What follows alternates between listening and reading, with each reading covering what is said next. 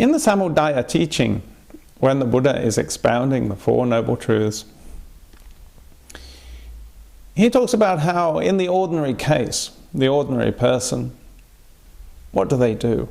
What do they do with that energy that comes up when they're in difficulties? Where does it go? Well, think of the ordinary case. You know, a person's had a bad day at work, they come home, what do?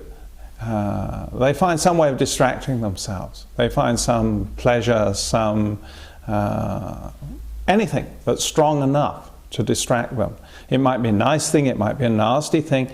They might get into a row with their spouse, or they might switch on the television, or they might drink a can of beer, and you can see these sorts of very common usages of the energy that comes up with dukkha, actually not terribly productive.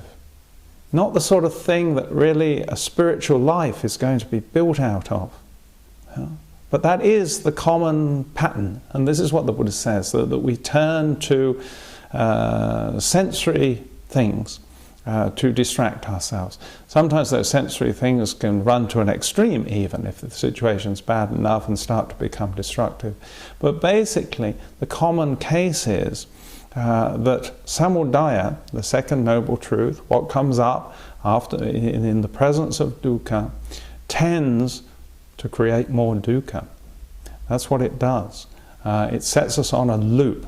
So a lot of the Buddha's teaching, and you can see this not just in the Four Noble Truths teaching, but in many of his teachings, is how do you get off the loop?